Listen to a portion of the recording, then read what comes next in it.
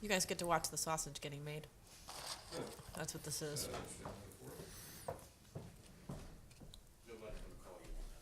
Nope. He's very lonely. No one calls him. Nobody calls me. If they do call, you can answer it. Yeah, You can speak for Andrew Grimm. Everyone can speak for me. Nice job on the table. Yeah, I pulled it up from the basement. Pretty sweet. Okay, are we ready? We're ready. All right, Should we press record? it's already recording. Oh, great. I can edit that later. See, right now I'll have the theme music going over. Okay, so if you guys can imagine, there's a cool song called You're Gonna Lose. You're Gonna Lose written by Andrew Grimm that plays at the beginning of the Why Aren't You Famous? So I'll start. Welcome to Why Aren't You Famous podcast, live taping March 25th at the 4 Hour Day Lutherie. We're here with a lovely, beautiful, intelligent looking audience, right? Say hello. Couldn't you just say that they are intelligent? They are intelligent. Not I meant to just intelligent say. looking? Why don't you talk for a while since Oh. you're so smart? I'm not. No, you go ahead. You're in the center. You go ahead. You're the center of attention on that. So go ahead. So you're here with your hosts, me, Ellen Cherry, And me, Andrew Grimm. and our friend that we brought in from Columbus, Ohio to help me move a couch tonight, Matt Monta. Hi, everybody. He's not really allowed to talk. He's just here to move the couch, which is pretty sweet. So we And get tagged in the Facebook event. Yes. That's right. So we just finished 15 days on the road. Andrew Grimm and I did. We saw Matt in Cleveland at the very beginning of the tour, Yep. and we're finishing up the tour today. It's for our podcast, which you're listening to right now, called "Why Aren't You Famous?" This is a phrase that Andrew Grimm and I have heard at least twice At least twice. over the That's last right. 22 years of working as a musician. People say, "I don't understand. Why aren't you on television? Why aren't you this? Why aren't you this?" And so, in an effort to think about it for 24 episodes, we wrote these podcasts and have been recording them. And then in an effort to prove it, we went out on the road. That's right. We are not famous in Tulsa, Oklahoma. Not by a long shot. That's definitely the most not famous that I have ever felt. Yeah. And the most ignored that I've ever felt is in Tulsa, Oklahoma. Well, I don't think forever. Like, is there a gig? And this is how our podcast usually goes, because we then start thinking about things and then we ask each other questions about them. Is there a gig that you've played or a show? Because there's a difference between gigs and shows, but is there a show that you've played? Like, gigs don't matter. I mean, gigs are like, when you play a gig, you're getting a guarantee, and, it's not all on you to bring an audience. There's usually a built-in audience or something like that. So you might play for 3 hours and be ignored by 150 people. But a show is something that you have a 45-minute set. You practice, you showcase it, you create a set list, and then you actually try. So all of our tour dates were shows. I don't think any of them were gigs. Yeah. Which was cool. But is there a show that you played that you felt like you were definitely ignored more than the one in Tulsa? And to be fair with Tulsa, Chris Blevins, who hosted He's the amazing. show, he's First incredible. of all, Chris Blevins, and we will tag him when this gets posted as well. He's Yep. an incredible musician and And he's going over to Europe right now. I think he's on his way over there. good for him. Yeah. But Tulsa was pretty challenging. But was there? You said ever. So my question is there a show where you were more ignored than Tulsa? Let me scale back through 20 plus years of gigs here. Just take a break. I felt pretty ignored recently, but I don't want to say what it was at because Baltimore's a small town. It is a small town. The statute of limitations on bad gigs is like 5 years, right? Okay, so in 5 years, I'll be able to tell you about one that happened very recently. Yeah. Actually, in between the last time I saw you. Wow. Because all the other last time I bands have saw to you from break up. hearing, But the last time I saw you From the tour. from tour, yeah. Okay. I definitely felt super ignored at a show. Yeah. Oh. Yeah. It's happened. What about you, Matt? What about me? Well, When's the most ignored that you've felt? at a show. Yeah, with performance, not personally. Because I know I that think one time I got asked to do like they had like the Blues Alliance in Columbus, Ohio, was doing a thing to like send a couple blues bands to the Memphis Blues Challenge. And that's the thing about the blues is you have to say the blues over and over and over again whenever you're talking about the blues. Well, the guy who was booking it, this was when I was probably about 10 years ago, and he really liked what I was doing, And he said, do you want to just open these shows as a solo acoustic act? And I thought, yeah, that sounds great. Not really, giving a whole lot of thought about what I was getting into. He just said, do your thing. I said, do you want something special? Just do your thing. And I got up and played, and it was like, it went over like a lead balloon. And at one point, like after 2 or 3 songs, some guy goes, "This ain't the blues." And I was like, all right, well, and I finished my set, and then the host got up there. He's like, "What do you mean this ain't the blues? Like the Rolling Stones played the blues." He went through this whole thing, kind of like shut the heckler down. But I would say off the top of my head, that was probably one of the times where I really felt like, what's the point? And 10 years later, here I am. Right. Still doing it. What's the point? Yeah. Still trying to figure it out. Yeah. Maybe that would have been one of the gigs where you wanted to be ignored. So then, because that guy wouldn't have yelled, "He's on the blues." Yeah. I mean, I guess the silver lining is that he was actually listening. Yeah. Yeah. I did think of one. Okay. Man, 15 years ago, maybe longer, because I don't know if I was living in Baltimore then, but I got a gig volunteering at a model and talent search thing, cattle call, for like 3,000 people in Dallas, Texas, and they were like, you'll volunteer for this weekend and shepherd like wannabe models around and actors to these auditions, and then you get to like play on stage for like one of the finale things. So it was like a runway, and it was completely dark. You couldn't see anyone in there, and I just stood out there, and I was the only person playing guitar. Everyone else was doing like catwalk and like. What is that called? What is that called when you do that with your lips? The duck face? Duck face, and like, super amazing people that look like great clothes hangers, coat hanger people. Like, they look good in clothes. Models. Yes, models. Yes, that's the word I was struggling with. That esoteric word. And I was there with my guitar, and there was a spotlight, and I just played the song, or I played 2 songs. And I think that they were deeply introspective. And I mean, previously, up until me playing, like my plinka plinka, it had been like unts, unts, unts, unts, and just very like techno music, and people walking down the gangplank, what is it called? Catwalk, yes. And there was no applause. They weren't ready for the proto-feminist introspective musings of yeah. So this was a long time ago. Yeah, but I remember thinking like, I played, I couldn't hear anything. It was complete silence and darkness out there. I felt really like I had been thrust into outer space. Wow. Yeah. And it was cold. It was cold, man. So, yeah, I think that was probably one of the biggest being ignored. Yeah, that sounds terrible. That's fine. I'm used to it. We played a show in 90. This is back when I was in the band Factory Horse. We played 4th of July at the Freedom Fire Hall, whatever, in Sykesville. And it was 4th of July, so it was like, oh, there's going to be tons of people there. There's going to be, like, rides and all this other stuff. And we got this really cool spot in the lineup. And it's like, great. And nobody showed. Some of the carnies didn't even show. It's pretty sweet. So it was free rides on the Scrambler all day. Ooh, my first tour.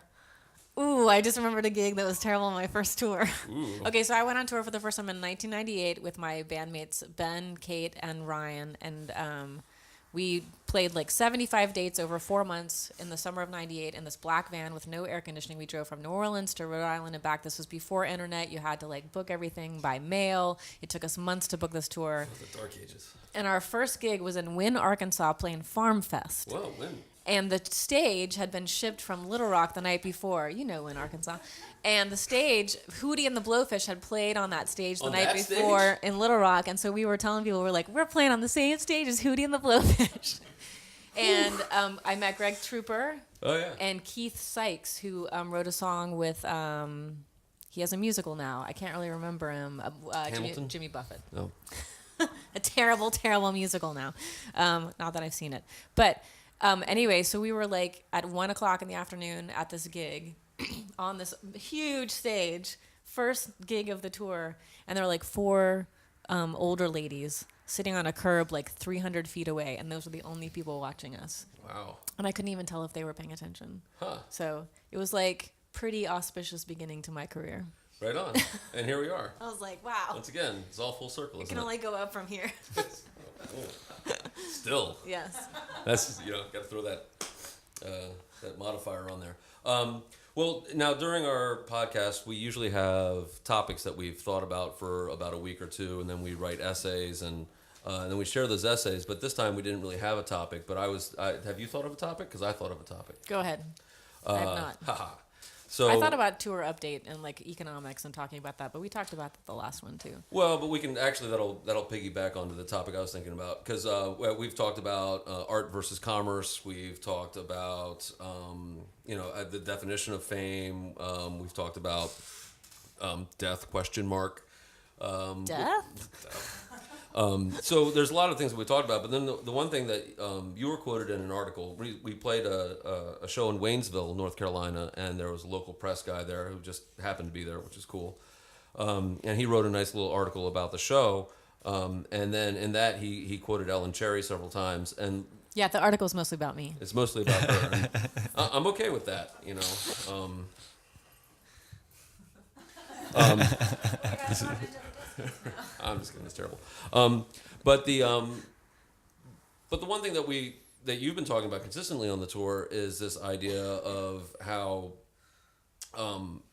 it's important that we're doing this, and it's important that we're meeting all these people, and that not to say that we live in an echo chamber or that there's this bubble around us, but as you travel out, you start to meet a lot of people who have similar ideas, because when you're at home and you're looking at things online or you're listening to the radio, you just think like all of America has gone crazy, and there's no like you're the only one, and then you're like, this is madness.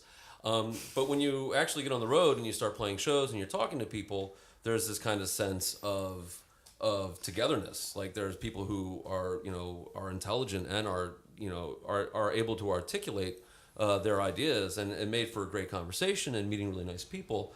And who are also doing things in their community which feel positive and progressive, and right, yeah, like making an effort in their way.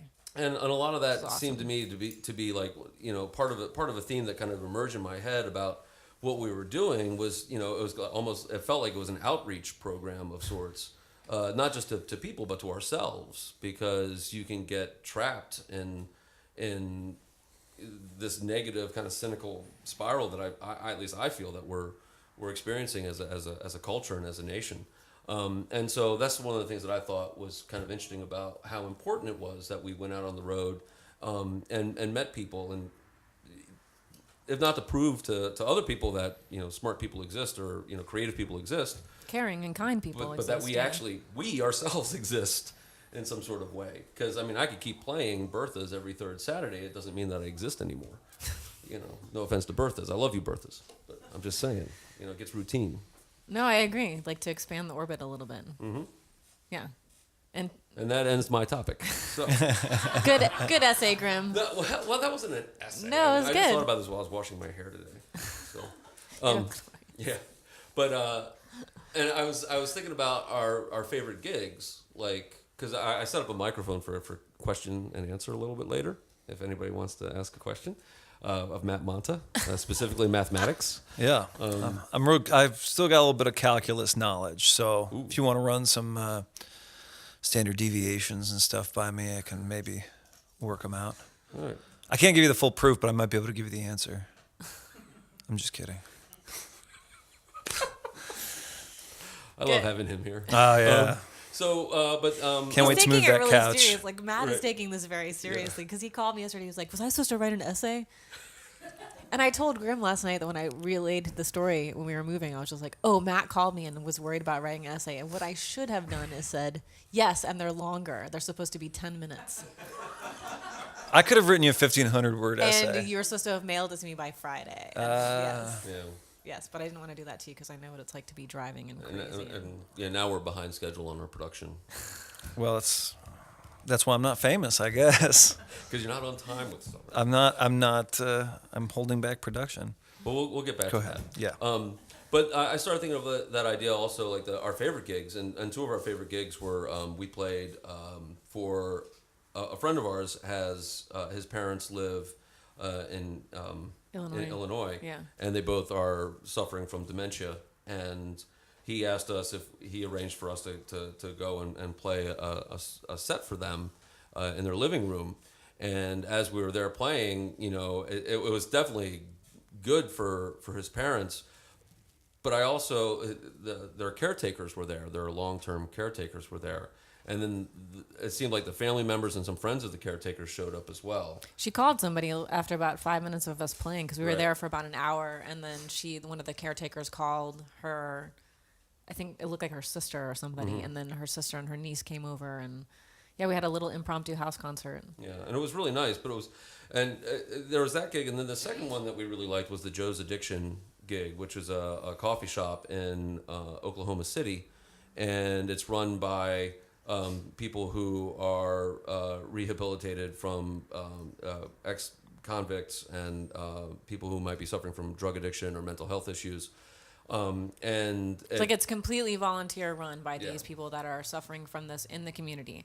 This woman named Jamie Zumwalt is a former pastor, and she decided that she wanted to do basically community missionary work. And it's so amazing because the part of town that this coffee shop is in is like a really, really rundown, sketchy part of Oklahoma City. And it's actually in, do you remember the name of it? It's Valley Brook. Valley Brook. So there's this one section of town, and I don't think that anyone would mind me talking about it because it's a fact. It's a municipality inside of Oklahoma City, and in this 10-block radius, they have their own laws about the strip clubs. So there's 6 strip clubs in this block, and the women who strip there can be 18, and elsewhere in the city they have to be 21, and there's full nudity allowed at these strip clubs. So a lot of the community come into this municipality to partake of the dancers, and so the cops will sit there and tag people, and that's how the municipality makes a lot of money too. So it's a sort of a speed trap. And also if you are doing that and you may not want somebody else to know that you have been going and visiting a strip club, you probably are just going to pay your ticket and not contest it, There's also a lot of methamphetamine still happening in Oklahoma City, which I had sort of forgotten because I feel like the opioid addiction has sort of taken over our consciousness and heroin, and we forgot that before that, especially in the Midwest, there was this massive methamphetamines addiction going on. So it's still affecting people in this part of Oklahoma City. And Jamie and her husband and other volunteers have set up this amazing coffee shop to allow convicts, former convicts, and people struggling with addiction to have a place to volunteer, to give back, and a place to go and be and hang out and talk to each other and feel like human beings. And I want to make sure we mention that Jim Baker, who is one of our Why Aren't You Famous tour supporters, he sponsored that show. He said, I want you guys to go there on Tuesday and just play a show. I'll give you a couple $100 to play and to meet these people. And it ended up being my favorite gig. Yeah. The guy that ran sound for us was a beneficiary of that program and doing really well. And it's just one of those things where you just start to see that's what I mean about going out into a different community than Baltimore, where I'm sort of familiar with what's going on in programs that challenge addiction and mental health stigma. Mm-hmm. But to go to another place and just see it in action was beautiful. It was such a great gig, and everyone was crying at the end, which is exactly my goal. I want everyone to be crying at the end. It's a clear and achievable goal. I know, it's measurable. It, right? Mm-hmm. Every single one of you better be crying by the end of the night. Tears of joy. Well, that brought me to the idea, the idea of caretaking, as a theme. We did the tour fund. A lot of the tour had to do with caretaking of, the GoFundMe tour, or the GoFundMe campaign that we ran was about caretaking of ourselves while we were on tour to make sure that we had a place to stay and that we had, we were able to afford actual meals rather than, whatever was processed and prepackaged 15 years ago in a pilot, off of 55. Yes, McDonald's. So I started thinking about that, and I was that's about as far as I got in my thinking. That's why we write these essays beforehand. But I was wondering, if you think about caretaking as music and art, how does that become sustainable? Yeah. How do we make that something that we accept rather than saying it as a charity type of thing, or I'm going to help this person because they're, disenfranchised or they're impoverished? How about we just support them from the get-go and in another way? I'm not. Wait, are you talking about basic income? Yes. Yes. What a radical idea that is. And people should look it up because basic income is a really fascinating idea. I do think that it could actually affect a lot of change in our community. But I guess the person we should ask about that is you've been doing this now full time for a year, Matt Monta. That's correct. How are you feeling about the economics of it? Because I do want to talk about the economics of our tour and why we did the fundraising page. But as Grim and I have been doing this full time for a long time. And we haven't figured it out yet. Well, So maybe to you be doing fair, it for only a couple years for me, but only a year before I met you. Right. Really. So, and I had a cushy teacher job where I was making all that big teacher money. yeah. That George Soros education money. Yeah, man. I was raking it in, just check after I had a check. hard time figuring out which roles I was going to take to school every day. Yeah. And then you just like, well, I'll take the Bentley. Let those kids see what they can achieve. Yeah. For me, it. Well, what job did you leave to pursue music? I worked for 6 years for the state of Ohio doing communications for the state park system, and then I worked for 4 more years doing communications for a trade association in Columbus, Ohio. And in the meantime, playing gigs in Columbus and going to open mics and developing my skills and my songwriting as a musician and, letting my life fall apart and getting it back together and all those things that come along with, the artistic inclinations that we have.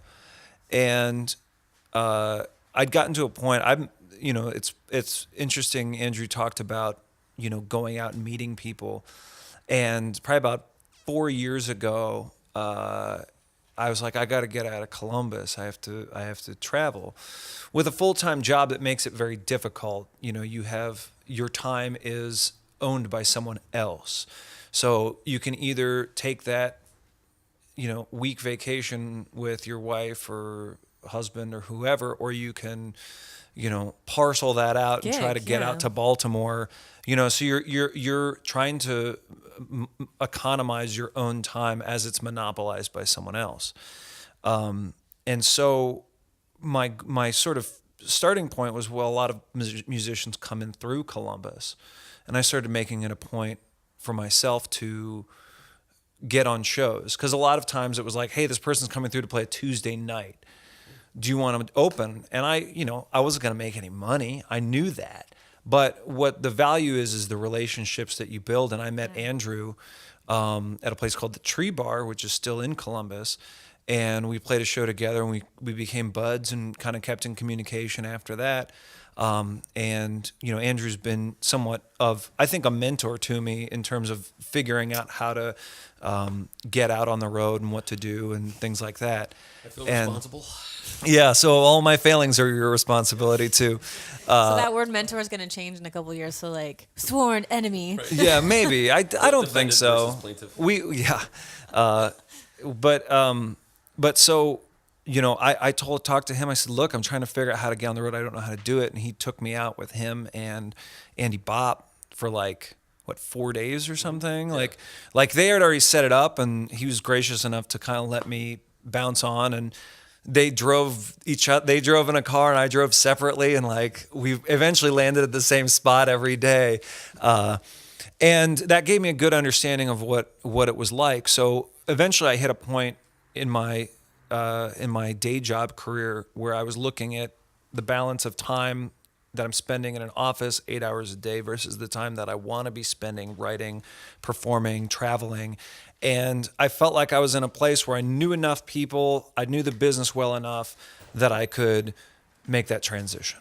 And so I left 10 years of office employment to play music full time. And I'm a frugal person. I don't spend money on much. So I'd saved up a good amount of my income over the years to allow me some flexibility to travel, to make mistakes, to not rely as heavily on gig income as someone maybe who didn't have as much saved up. But as the course of the year has gone on, speaking to the economics of it, I'm looking at, okay, well, how much am I making a month? And of that, are the expenses exceeding the costs? Like, am I spending $110 to play a gig for $80? Or are you losing money? Are you taking, am I making sure that the records I want to get made? And I've found that over the last year, it's been, you have to have a business side aspect to your mind, and it's not necessarily like I'm gonna try to screw people to get money, but it's how do I make a sustainable living, knowing that it's not going to be a 9 to 5 where you get the paycheck at the end of 2 weeks, but can you weather January? Can you go through January where there are no gigs, knowing that in June you're going to maybe have 3 gigs a week every week? And that's, I think, some of the psychological aspects that come along with the economic instability. Yeah. Shifting from a salary where somebody gave you a check, not gave you, but you earned a check every 2 weeks. And then you Yeah. you said they were monopolizing your time, but you were getting paid for that. So there was compensation for the fact that you were out there, and that's the difference. Like, I wanted to pull up. So for this tour, I kept a spreadsheet of all of our expenses and all of the income that we made, and Grim mentioned that we had done a GoFundMe, which we just basically said, I estimated this is how many hotels we're going to need. We're driving 3,000 miles. I think this is how much gas is going to cost. This is how many meals. My first tour in 1998 that I mentioned earlier was for 4 months, and we had budgeted ourselves $3 for lunch and $4 for dinner. So this was 1998, and there was no money for breakfast. Breakfast was on your own. And at the end of the summer, the 4 of us had $2,000 to split 4 ways. So at the end of 4 months, we each got $500. And that was it. And I still think of that as a complete success. But we were starving. I ate so much Taco Bell because you could get 2 bean burritos for 89 cents each, which meant that I would have a little bit of leftover that I could add to dinner, and then we'd have dinner at Wendy's, and I'd have $4.12 for dinner. So I wanted to do the economics of this tour, and I just pulled it up because I wanted to see. I haven't put in our expenses from the last couple of days, but just the income that we made, and this doesn't include CD income for Grim and I, and not including tonight, we made $1,969. Almost $2,000, like $40 short of $2,000. So that's 2 people earning for 13 gigs. 13 days. Yeah, 13 gigs over 15 days. So then That's your raw. that's income. just income. Yeah. So and then our expenses, which ended up, I also tracked that, are just around $2,000 right now, but I also haven't included the last couple of days. So this is the deal. We raised $3,100 too to offset that cost, which means that both of us, having worked for 2 weeks, can now come back and actually afford to pay mortgage, rent, electricity bills for the houses that we were not living in for 2 weeks. And it's sort of like this idea.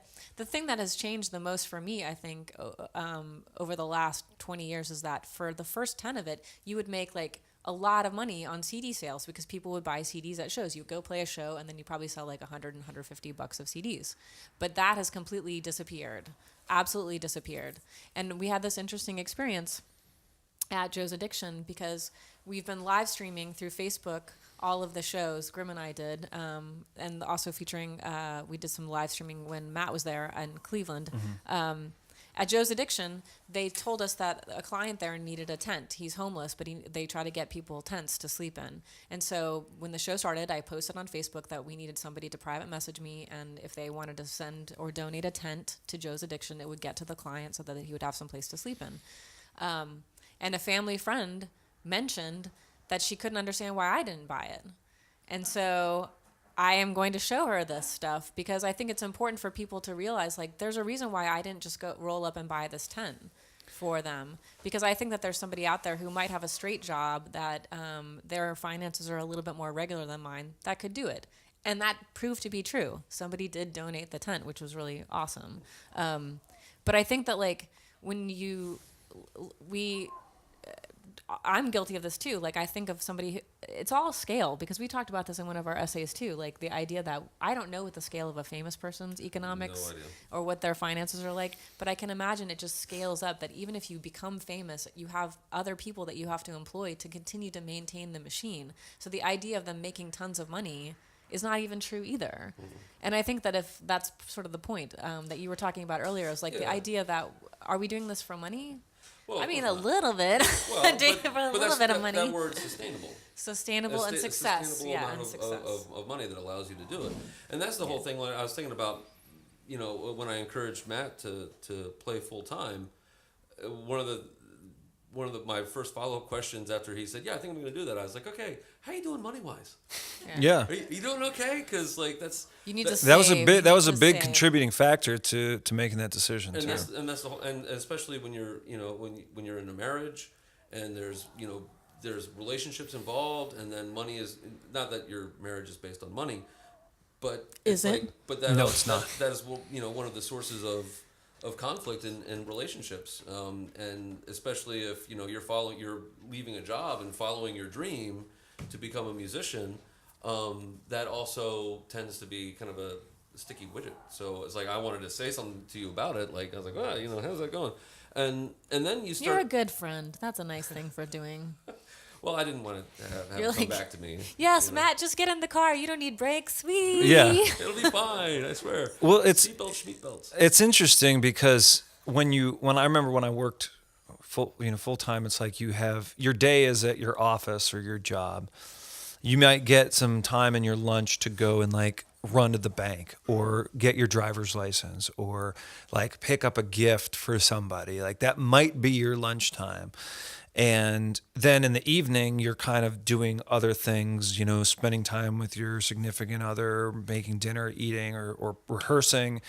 And so what I've learned over the last year is that time is an asset. And for example, one of the things that I sort of discovered is I can become a really handy person when I don't want to pay somebody else to do it.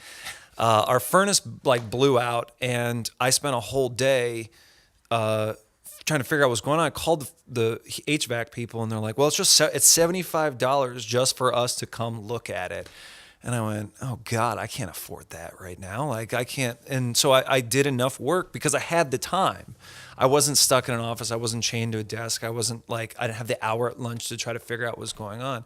So I used that time to figure out how to, what was wrong, and ended up being a $15 fix. It was $15. I did it myself. I fixed the furnace.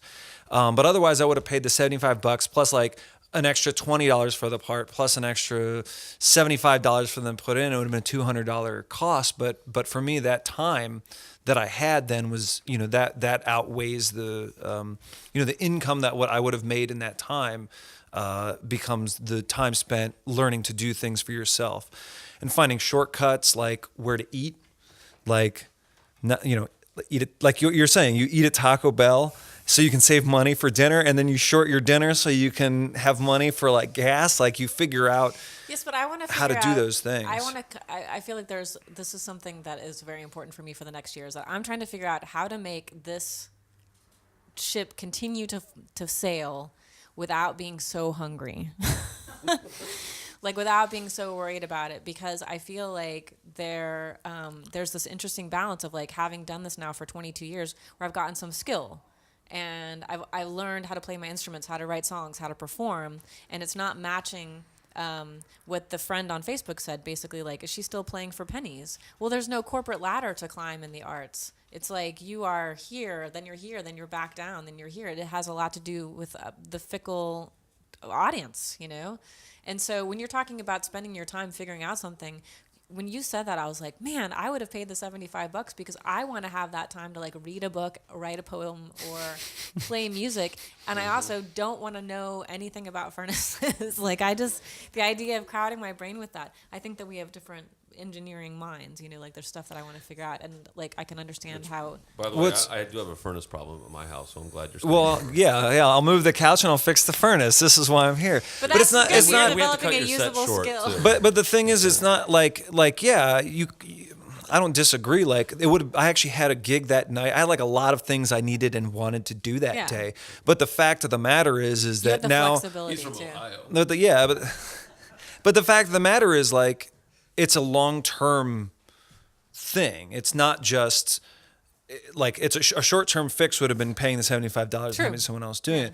But the fact is, I own a home, I own a vehicle that is necessary for me to get to places like this show.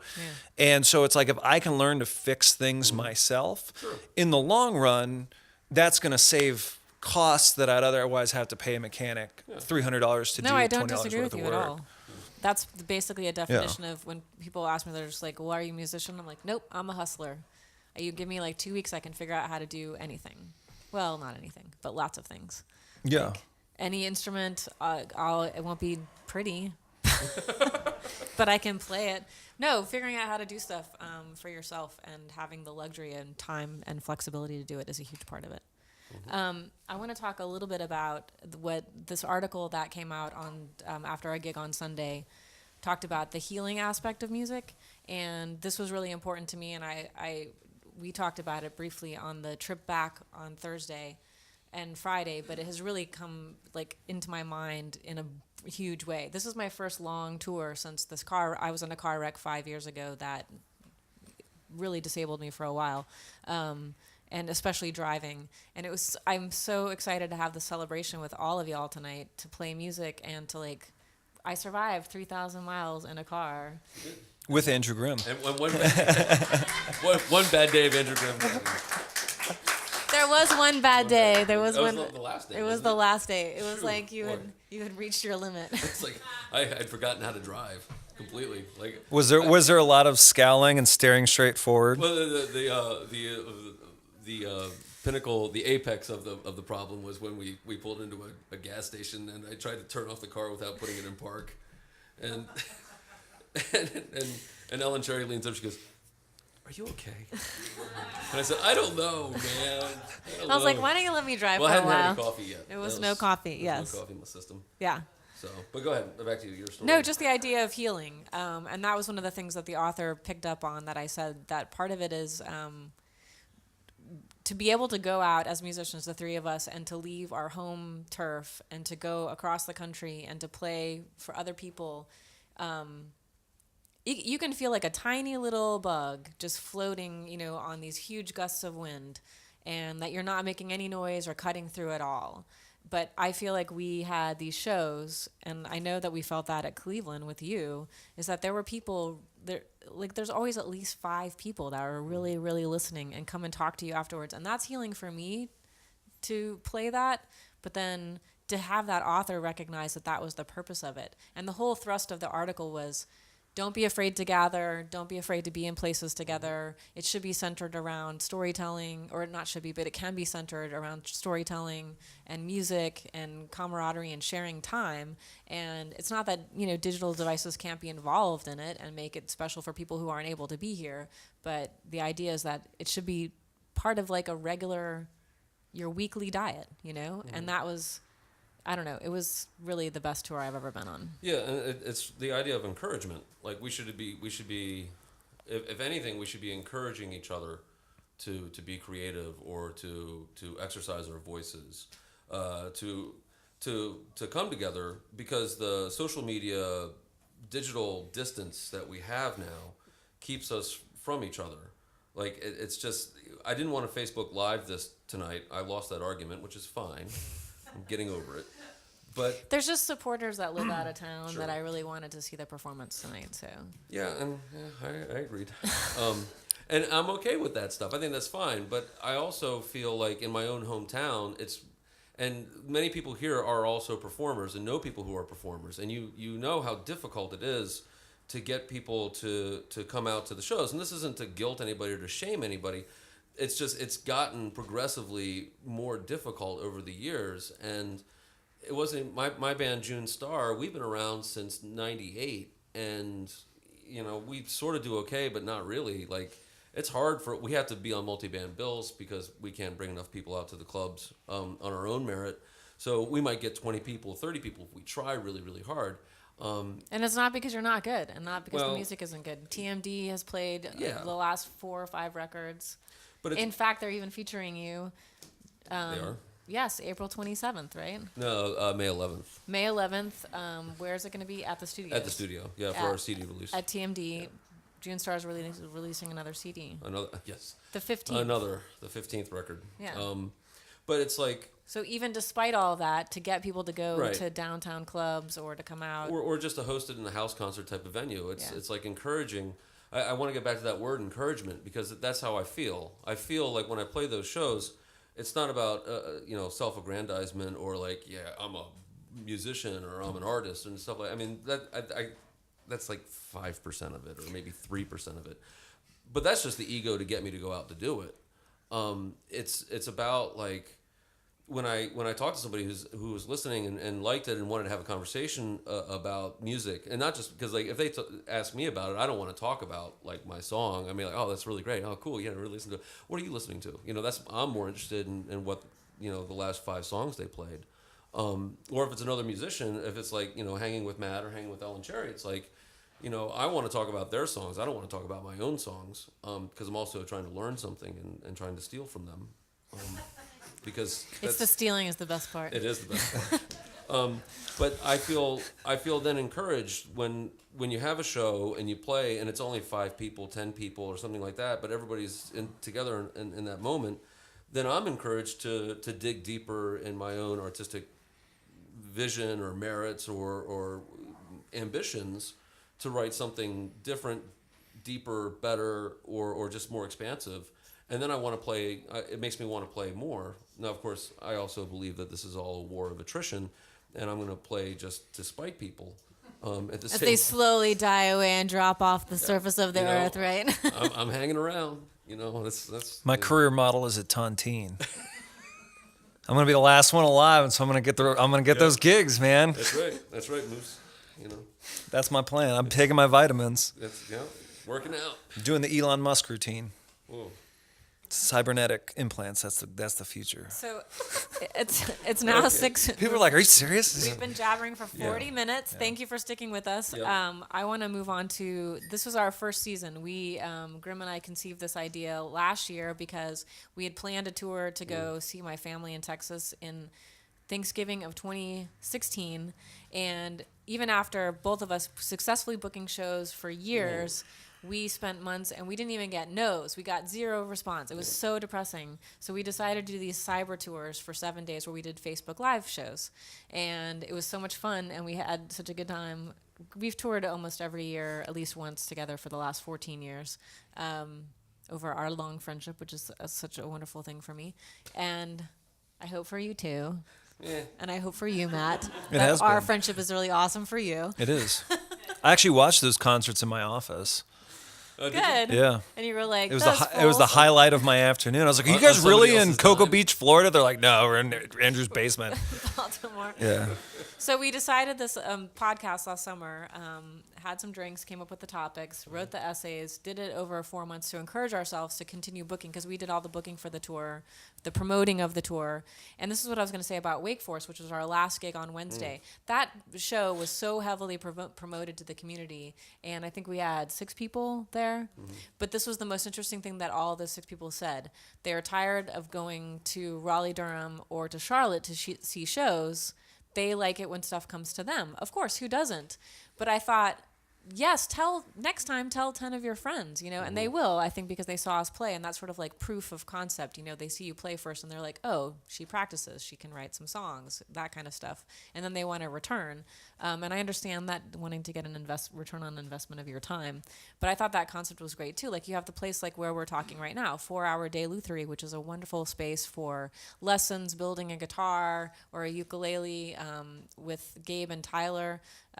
It's a beautiful space to listen to music. We're about to have a show for you guys and play music. It's donations, which means that it's sustainable for the artist, because people, anyone can come. Even if you only have a few dollars, you can come and enjoy music. Or even if you don't, you just come and enjoy it anyway, and it will be covered, basically. Right. Where was I going with that? I was going somewhere. You were. I've lost the Audience thread. questions? Oh, yeah, we could ask some questions. Yes. Oh, I wanted to talk about season 2. Oh, yes, season 2. So we decided on this past tour that we were going to do another season of Why Aren't You Famous, because, first of all, the poster looks awesome. I don't want to use the poster again. I want to thank Amanda Ray for designing our poster. It was so great to work with her. Also, the first iteration, you looked so holy It was like I was standing next to Jesus. Well, that's the thing about the Messiah look. It comes back every spring. He is risen. Very soon, in fact. Yep.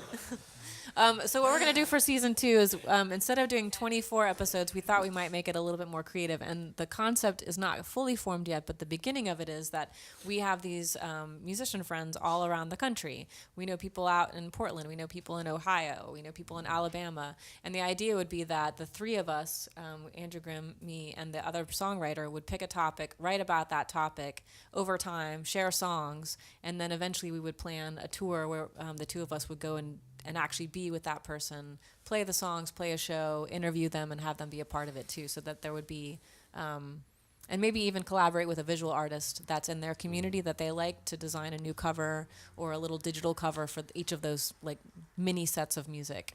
So the idea will be, again, getting out into the world, and I think we're probably going to be aiming for winter of 2019 for that tour. So like Christmas to January, because you got a sweet teaching gig. Yep. And got to work around that. So that's going to be season 2. And if you have ideas for topics of songs you'd like to hear written about, I'm sure we could be open to that. Sure. Because Grimm only almost exclusively writes about love. Yeah. So It's pretty sad. the song is... It's pretty boring. It's not boring. It's good. Okay, yeah. So let's like have some questions for a Yep. few minutes, and then we'll take a break, and then we'll play some music. And there is a microphone up there for people to ask questions. You won't be able to hear it because we don't have a PA, but it's for the recording. Yeah. So, and don't be bashful. Any questions for Matt Monta? Please ask. AMA. He's in the hot seat. Any questions? I can tell you anecdotes from the tour if nobody has a question. Lots of injuries. Tom has a question. Should I use the microphone? You Oh, yes, please should, do. yeah, if you want to, or you can just yell it. You had mentioned that when you were early touring with your group, Yeah. how can I say this delicately? You spent a lot of time shopping at the Taco Bell for the bean burritos. Yes. Did that create any conflict with the group, and is that why you are mostly a solo artist? Good question, Tom. Good question. Personal boundaries. They are important. So that was my first. I had traveled with family before that, but that's a great question, because we did play for another year together after that. So we survived the tour, but it really brought up a lot of conflicts because we were like crashing on the floor of people's houses or couches. We camped together. The four of us, like, we spent literally 3.5 to 4 months together. Like I said, in a van with no air conditioning, traveling from place to place, and being really, really hungry all the time. And so, like, I'm surprised that we didn't break up like in the middle of the summer, but we didn't. I mean, it was 3 really cool people. We played again more after that, and I don't know. It seemed to work out. Yeah. So I don't know if I answered that question, but I forgot the question. Come on down, Annie. How? So I would love it if you could share how we connected on tour with Ellen Cherry in Sheboygan, Wisconsin, because I think that is a great story of how you're out in the world, but then you meet somebody, or it's a company potentially, Yeah. from a hometown. We didn't even know about you, and then it led to all these great collaborations, and I think that's a good message for why it's so important to get out on the road. And Good point. So Annie Howe is a paper cut artist here based in Baltimore. You can find her at Bmore Paper Cuts. What's your website? Annie Howe Paper Cuts. Anyway, look her up. She's amazing. That's totally the point, actually. It is. It Yeah. is. It's a huge part what of is it. your website, Annie? it's just Annie Howe Paper Cuts. AnnieHowePapercuts.com. So I met Annie because I was on tour by myself in Sheboygan, Wisconsin. My dad's from Wisconsin, so I always tour out there and see my aunt who lives north of Milwaukee. And I just happened to be playing this little coffee shop, and our friend Molly Ross, who ran this company called Nana Projects, where Annie and Molly would create puppet shows. They were magic lanterneers, and they did these cool puppet shows that were like large scale, projected, illuminated animation and paper cut and storytelling. And they were doing a project out there at the Kohler Institute. And so did Molly see my poster or something? Yeah. So Molly saw a flyer up in the coffee shop, and like 6 of you guys were there. There was nobody at this gig. I was completely alone. And I walk in, and there's like 6 people from Baltimore there. And so I gave Molly a copy of a CD that I had made called Years. She listened to it, and when we were back in Baltimore, she asked me to collaborate with her and Annie and another musician named Nick Shostrom, and we wrote a score for a show called Alonzo's Lullaby, which won the Unima USA Citation of Excellence, which is like the frickin' Oscars of puppetry. Woo! And it wouldn't have happened if we hadn't been out, if all of us hadn't been out on the road, if the troupe hadn't been out on the road, supported by the Kohler Institute, I think it's called, and also people believing in puppet storytelling and visual arts. And if I hadn't had the gumption to get my butt in a car and drive out there and play that show. So yeah, it connected us, and it ended up being this very fruitful, over a decade-long collaboration where we've done other shows together and have had lifelong friendships with just really, really cool people. Yeah. So speaking of cool people, some of the shows that we had along the way where we met Matt in Cleveland. We didn't play with him in Columbus. We met Brian McQuaid in Pittsburgh. Mm-hmm. Who else? Oh, Don Dupree in Detroit. Yep. The Dupe. We played, I don't know if you guys know Sweetwater, which is a gear company for musicians. And if you're a super gear nerd like we are, this is where all this stuff comes from. And we played their live lunch series and geeked out, and they showed us like the factory floor, and we got a personal tour with our sales engineers, like we got super to see a nerds. warehouse. That was really exciting. We got to see like one of 3 warehouses, which was really cool. The Hive. We played with Steve Dawson and Diane Christensen out in Chicago. We played for our friends' parents. We played with Chris Blevins in Tulsa, Joe's Addiction. I got to connect with my Hendrix College roommates in Little Rock, Arkansas. Birmingham, Alabama, which is one of our first tours. We went to the Moonlight on the Mountain Cafe, and then we made new friends in Huntsville, Alabama. We played... No, it was Sugar Bell. Sugar Bell, yeah. Sugar Bell Cupcake Truck. Yes. Cupcake Truck. It's really hard to say. Which, if you look on Facebook, there's 2 different pictures of Grimm eating 2 different cupcakes. Which I've never seen somebody eat a cupcake with 1 bite. I had no choice. It was destined to happen. It was amazing. Yes. What else happened? Okay, so then I'm trying to think where we went after that. We were in Waynesville after that. Waynesville, which was a beautiful outdoor concert. Then we played a pop-up shop at my friend's wine shop, the Assorted Table Wine Shop in Charlotte, North Carolina. Right. And then we finished up at the the Magnolia Cafe in Wake Forest. But along the way, I got bit by a dog on the face. Not the dog's fault. I mean, technically the dog's fault, but it really, like, let's be honest, and I don't want to be too victim blamey, but my face was really close to the dog's mouth at a wrong time. And then the next day, I got a burst blood vessel in my eyeball for a week and a half, so I look like a zombie. Mm-hmm. Yep. It was awesome. I developed some sort of weird rash on my leg. So if you guys want to see that later. It costs extra. Yep. But there's a free download card with it. So it's going away. It's getting better. I put ointment on it. Good. Yep. So those were 2 good questions. Let's take one more question if anybody has a question about, like, how we're doing this, why we're doing it, what's going to happen next. Anything? Anyone? Nope. Okay, so what else do you want to talk about before we say goodbye? Well, I don't know. I'm pretty good. New projects? We should talk about new projects. New projects. Well, my new project is for June Star. It's called East on Green. It's coming out April 27th, and then the show. Explain the concept of the album. Please. The record takes place over the course of a 24-hour period. It's inspired by the people who live next door to me and across the street from me in Westminster. They used to fight a lot. And so I would hear a lot of it. So it's all mostly fictional of what was going on with my neighbors. And then interspersed in between the songs are police scanners from a 24-hour period. And I wish it was Westminster, but it's not. It's another location because Westminster doesn't have public records of their police scanners for I don't know why, but.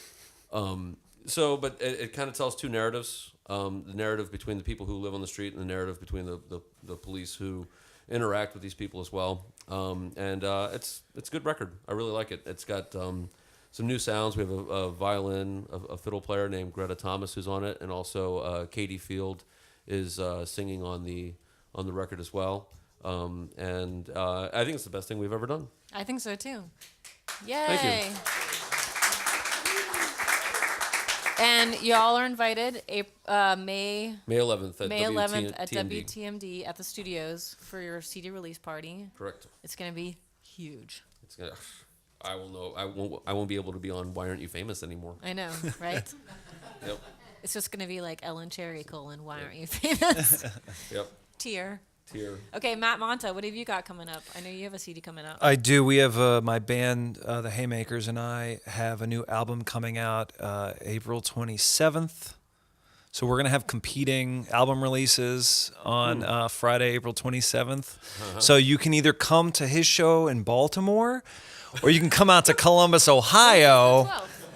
11th. 11th. Mine's the 11th. Why What can't is it, I- April 27th? Well, No, my that record was- comes out on I- the Yeah. messed Are you not up. doing? My You're not show- doing a show? Oh well. Yeah. I guess So you can there's plenty either. of time for everyone to go. To Yeah, I Columbus, guess so. Ohio. Then never mind. You're not gonna have to choose. It's an album called Restless Disposition. We recorded it at the Sonic Lounge Studios in Grove City, Ohio, with a very talented producer and engineer named Joe Veers, and it's got 11 tracks. We've got a music video coming out soon. We have one of the songs out now called "I Won't Be Scared," and you can. That's a good song. Thanks. You can listen to it on my website. It's mattmonta.com. Are you gonna play that one tonight? Yeah, I was thinking I might do that. So you'll hear that, and then that's where my mind is April 27th, and that album coming out then. And I think it's the best thing we've done so far. Yeah. Yeah. Good, good, yay. Thanks. It feels good to say that, doesn't It does. Yeah. I say it every time I make an omelet. Yeah. That's the omelet I've ever made. Yeah. Amazing. Life can't get better. Yeah, cannot. And then it does. Yeah, I know. What about you? Yeah, What do Ellen. you have coming up? What's going on? I am going to swim in Portland in July, 2.1 miles, and then I'm going to try to do a 5-mile swim in November, and that's really all I can think about right now. I'm just kidding. What am I doing? Are you actually swimming? I am actually doing. I'm doing 2. Oh, open okay. I water thought that swims. was I didn't know if that Nope, was a I'm joke. going to do 2 open waters this summer. But you have a music stuff you're thinking about too. Yes, music. I've joined a new project called the Color Light Theory with